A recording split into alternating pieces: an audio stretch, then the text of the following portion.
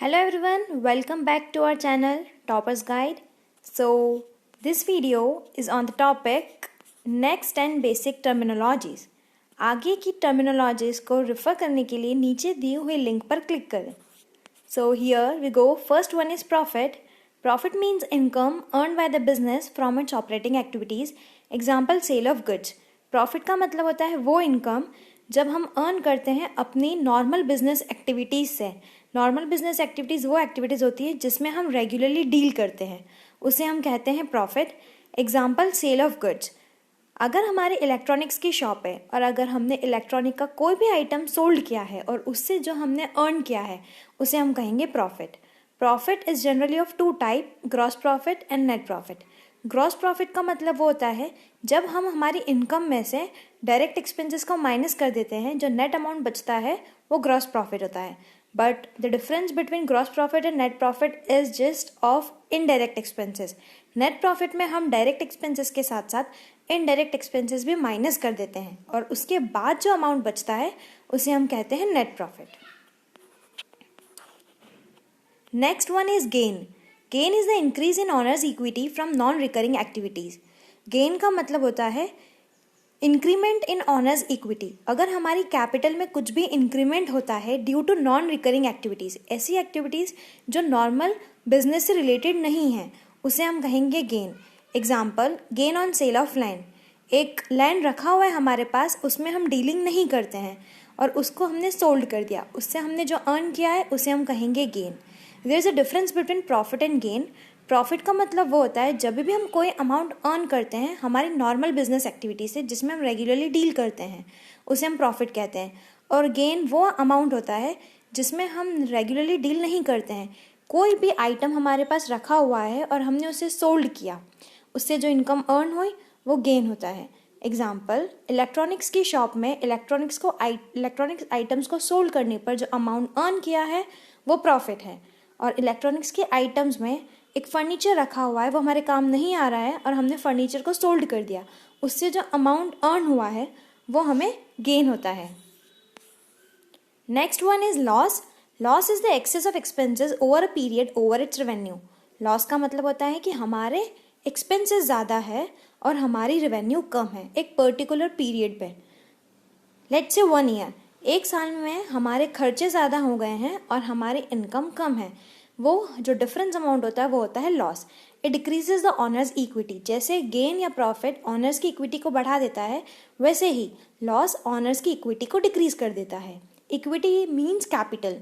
Example goods lost in theft. अगर हमारे goods चोरी हो गए हैं तो उस वजह से ऑनर्स की इक्विटी कम हो गई और ये हमारे लिए एक लॉस है. Next one is purchase. Purchase is a term which is used for purchasing of raw material or goods for resale. Purchase का मतलब है, purchase एक term है.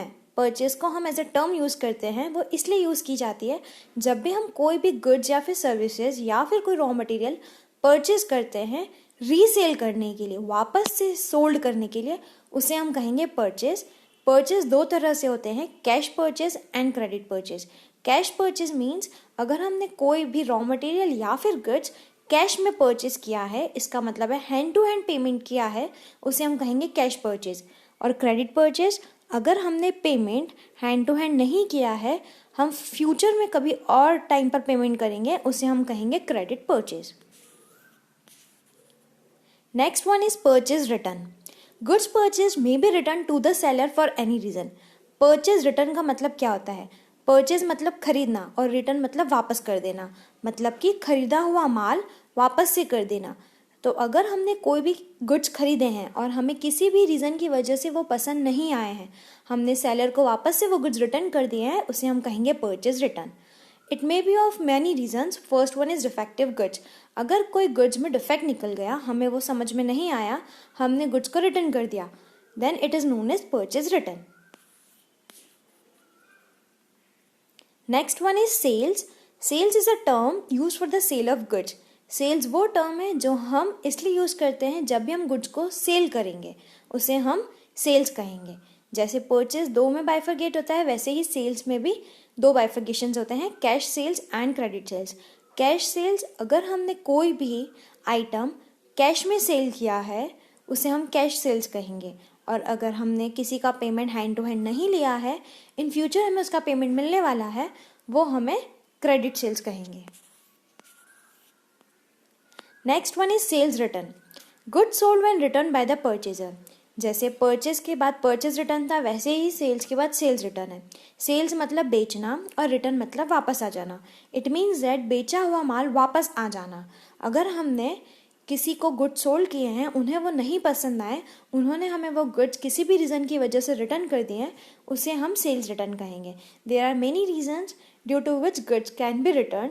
दे आर एक्सेस क्वांटिटी शिफ्ट, अगर हमने ज़्यादा क्वांटिटी में उन्हें आइटम्स दे दिए हैं। Second one is excess quantity ordered, या फिर उन्होंने ज़्यादा क्वांटिटी ऑर्डर कर दी हो, उन्हें नहीं चाहिए तो वो वापस रिटर्न कर देंगे।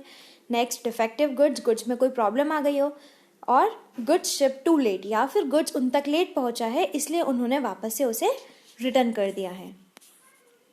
Next one is revenue from operations. It is a revenue earn by an enterprise from its operating activities. Revenue का मतलब होता है वो अमाउंट जब कोई भी बिजनेस अर्न करता है अपनी बिजनेस एक्टिविटी से, अपनी नॉर्मल ऑपरेटिंग एक्टिविटी से, उसे हम कहेंगे रेवेन्यू फ्रॉम ऑपरेशन। हमने 4 लाख के गुड्स को 6 लाख के गुड्स में सोल्ड किया। इट मीन्स दैट परचेज हुई 4 लाख की, सेल्स हुई 6 लाख की। अब 6 लाख हमारा रेवेन्यू फ्रॉम ऑपरेशन होगा अनटिल एंड अनलेस वो 6 लाख के गुड्स में से कुछ रिटर्न ना हुआ हो। अगर कुछ भी अमाउंट के गुड्स रिटर्न हो गए होंगे तो हमें ऐसे निकालना होगा sales minus sales return. Let say हमने 6 लाख के गुड्स को सोल्ड किया है एंड 50,000 के गुड्स रिटर्न हो गए।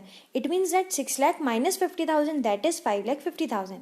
It means revenue from operation is 5,50,000। Next one is goods. Goods are the physical items of trade that are purchased to be sold. Goods and purchase are somehow similar.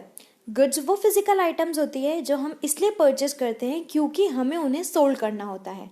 जैसे कि अगर कोई भी stationery item है, वो stationer के लिए goods कहलाएगी। Stationery items are goods for stationer. वैसे ही electronic items या electronic appliances उस शॉपकीपर के लिए वो गुड्स होगा जिसका वो इलेक्ट्रॉनिक्स में बिजनेस करते हैं। Last one is stock slash inventory. It is a tangible asset held by an enterprise for the purpose of sale in business.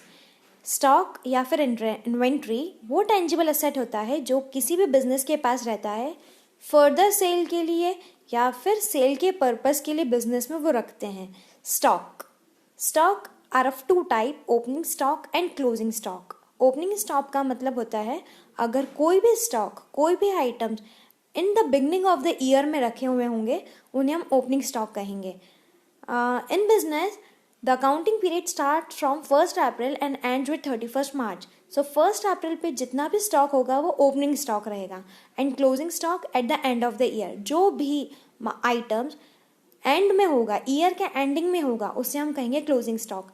It means that on 31 March XYZ year जितना भी stock होगा वो closing stock कहलाएगा।